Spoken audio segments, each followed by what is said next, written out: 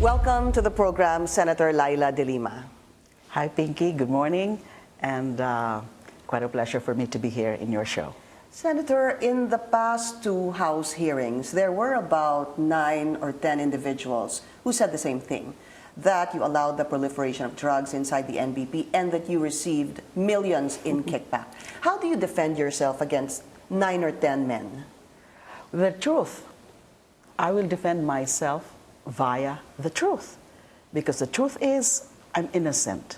The truth is, I'm not at all involved in the drug trade in whatever capacity, whether as a cuddler, as a protector of these drug lords, or a beneficiary of their drug money. I did not receive a single money from anyone, let alone these drug convicts. So all of these things that they're saying about me benefiting, about me receiving bribes, about me receiving protection money from these so-called drug lords, these drug convicts, are a big lie. I know the truth, and I said this before, the truth is on my side. Do you have anyone, though, who is taking your side? I mean, again, I said there were 9 or 10 men during the House hearing. Is there anyone that will come up and say that the senator is innocent? I wouldn't know yet. That's why when it comes to, because, well, the Senate media would really pester me about responding to questions about mga sinasabi ng mga witnesses na yan. Nine witnesses. The 10th one is actually General Magalong. That's right. No, now, I would tell them, let me first hear all of them, all of these so-called witnesses who would try to implicate me. But they're all saying the same thing. But you would notice that even among most of the 9 so-called witnesses so far, no one there really said something about me directly receiving money, save for 1 or 2. But again, that's a complete lie. But the convicts like Colanco, like Tristisa, where the Magleo, etc. They said that they did not directly give money to me. All right. So I would not know. I would not know if there's anyone in their list of perjured witnesses would really tell the truth. But Colango did say that he supposedly or allegedly spoke to you on the phone. Let's listen to his testimony. Ang sabi ko po ni ma'am, Herbert, sabi niya sa akin, kumusta? Ma'am, I confirm ko rin po yung October po, nagmula po siya, nag-umpisa po siya doon sa October 2003, kinukuha po niya yung 3M po. Okay. Herbert, thank you. Did you ever speak to him? I did not speak to him via phone. I remember I spoke to him once. Nung lilipat na sila from NBP to Bilibid. To NBI. I'm sorry, from NBP to NBI, right after the December 15. On December 15, about 3 to 5 minutes, appealing na wag daw siyang ipalipat, wala daw siyang kinalaman.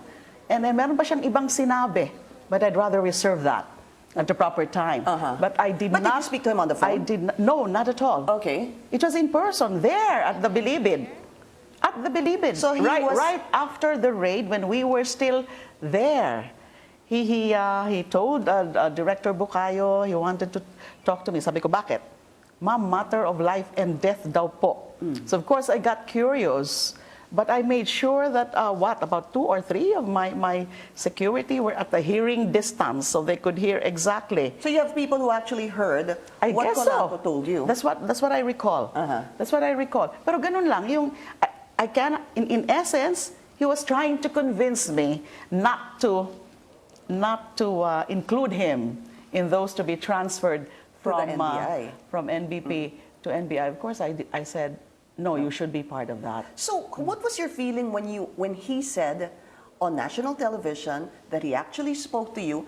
And let me add that your number, Senator, was publicly announced as well. That's another thing. I felt so bad that they have to publicly announced my phone. Now I'm a subject of harassments from all of these trolls. Now going back to what he said, I wasn't able to watch that that hearing kung saan nga nagsalita yan, si Colanco. But of course, binalita sa akin yan. Eh, syempre, tinawanan ko lang yan kasi alam ko hindi totoo yan. I never spoke to him sa phone. Never. Even if he claims, a senator, siya yung nagbigay ng number mo. Doon, that was the first day of the hearing at the House. Ang dali naman makuha ng number ko. Sila Secretary Aguirre, alam na siguro number ko. Yung mga the ones behind all of this, yung mga nag-orchestrate ng major demolition job na yan, concocting these stories just to really pin me down.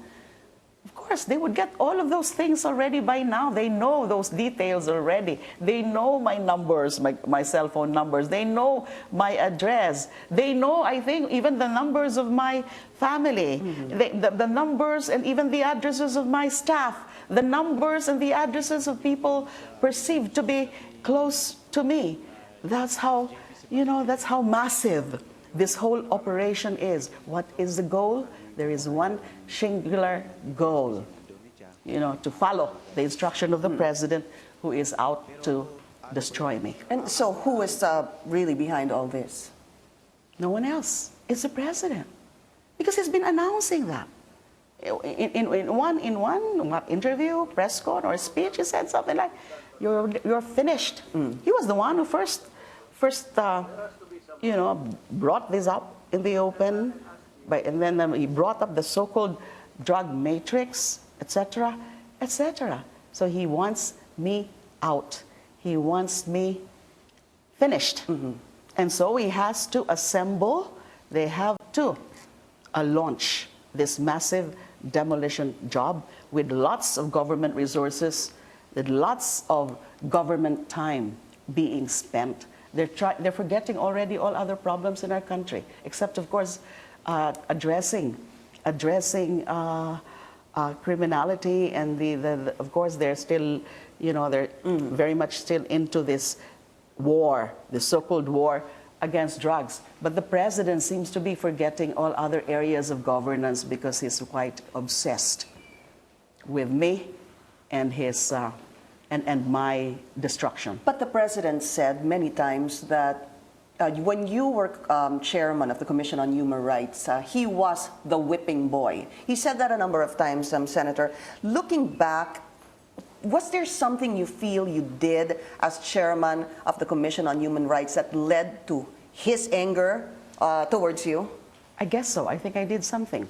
Because remember, I actually initiated. Did you do something wrong? Let me rephrase that question. I did nothing wrong. What I can recall is that in one of those public hearings that we conducted right there in Davao City, in the year 2009, he was among those invited, and he appeared, and then publicly I chastised him. I lambasted him. I lectured to him on the issue of human rights, and I confronted him with the things that were reported to us about the existence of the Davao Death Squad, and that is behind that Davao Death Squad. So I guess he has not forgotten that. He has not forgiven me for that. Okay. So this is all part of a personal vendetta on his part. Do you feel somehow that it's a little bit ironic that the very same government office, the Justice Department, which you led not too long ago, is actually the same government office that may file charges against you, according to Secretary Vit Aguirre? It pains me a lot that that's happening now to the DOJ. I'm sure that the conscientious personnel and officers of the DOJ are feeling bad about what's happening now, that they're using the DOJ as an institution to really further a sinister agenda against their former boss. But he's mentioned the AMLAC as well, Senator, that there are millions. He said 500 million to a billion, but not necessarily linked to you. But he seems bent, at least Secretary Vit Aguirre is bent to show and prove that you benefited from the drug money. What can you do? Are you willing, for example, to open your bank documents? Well, I'm sure your bank accounts? I'm sure they're already doing that. He already announced that they have the AMLAC documents already. Now, this is what I'm going to say. There are no, I'm sure Secretary Aguirre and his operators know that there are no negative or adverse findings from AMLAC. They know that, but they're trying to suppress it.